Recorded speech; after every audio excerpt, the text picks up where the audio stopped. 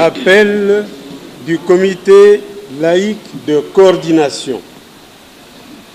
Le peuple congolais revendique haut et fort son droit à des élections crédibles. 1. Puisque le processus électoral en cours ne conduira pas à la paix et à la stabilité du pays et de la région, le travail de la Commission électorale nationale indépendante, 18 mois après la date constitutionnelle des élections, n'ayant abouti qu'à des résultats plus que décevants. Un fichier électoral non fiable avec plus de 6 millions d'inscrits sans empreinte digitale et quelques milliers de cartes d'électeurs vierges disparues,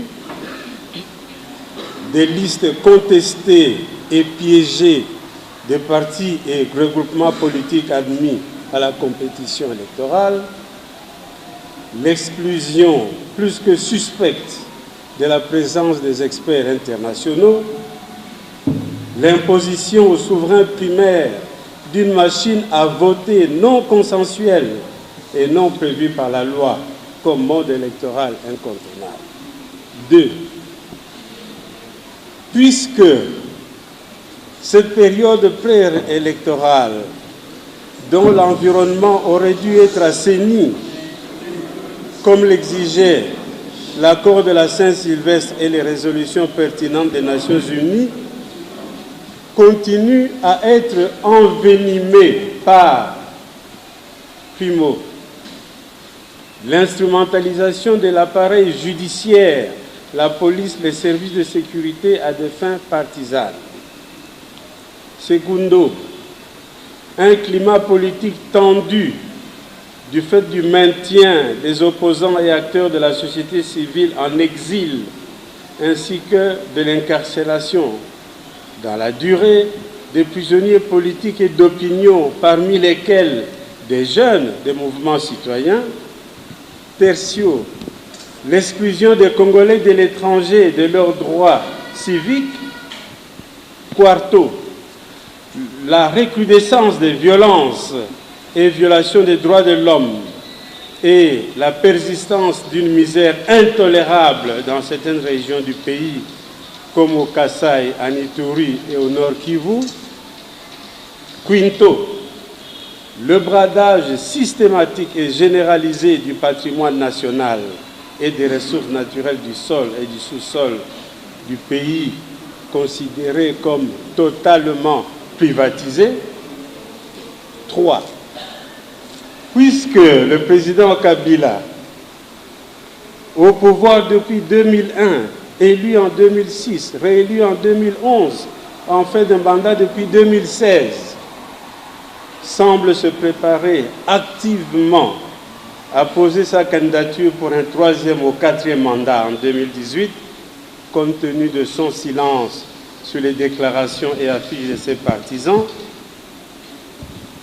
le CLC prévient l'opinion que si cet acte est posé de manière effective, le président Kabila aura violé et trahi publiquement son serment constitutionnel. En conséquence, à dater de ce jour du dépôt de sa candidature, le CLC se verra automatiquement dans l'obligation, primo,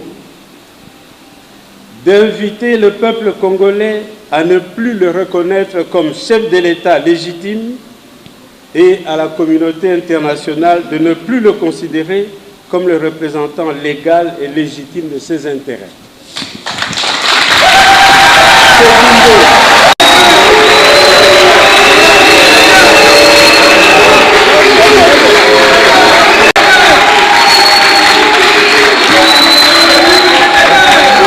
À dater de ce jour du dépôt de sa candidature, le CLC se verra automatiquement dans l'obligation, primo, d'inviter le peuple congolais à ne plus le reconnaître comme chef de l'État légitime et à la communauté internationale de ne plus le considérer comme le représentant légal et légitime de ses intérêts.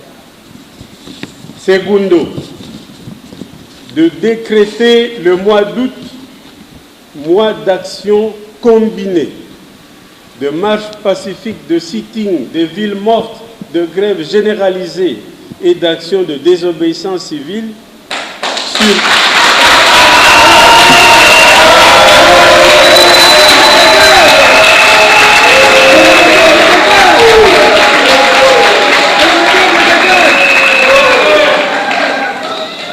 Segundo, de décréter le mois d'août, mois d'action combinée, de marche pacifique, de sit-in, de villes mortes, de grève généralisée et d'action de désobéissance civile sur toute l'étendue de la République en vue d'obtenir la démission du président Joseph Kabila et de son gouvernement devenu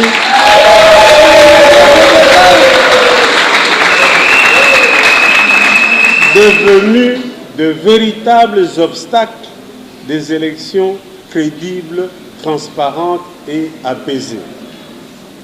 Tertio,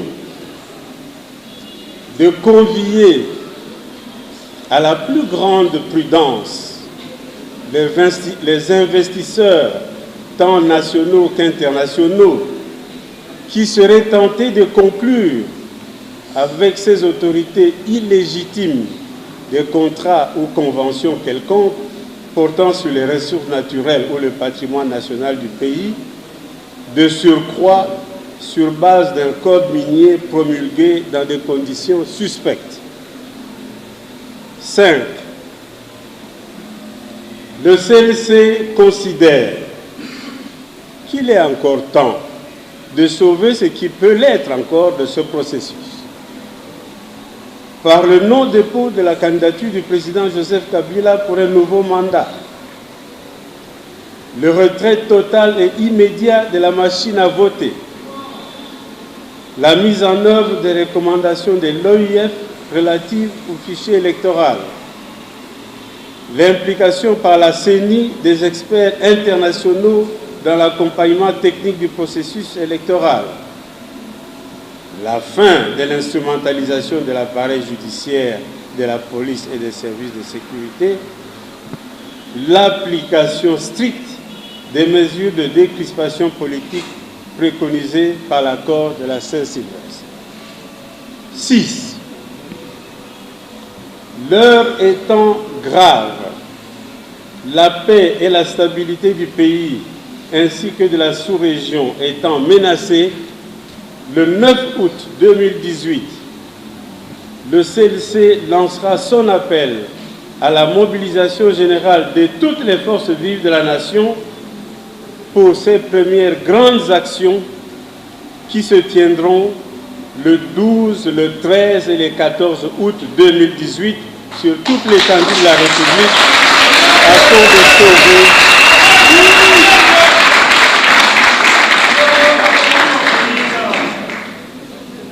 afin de sauver la démocratie en péril.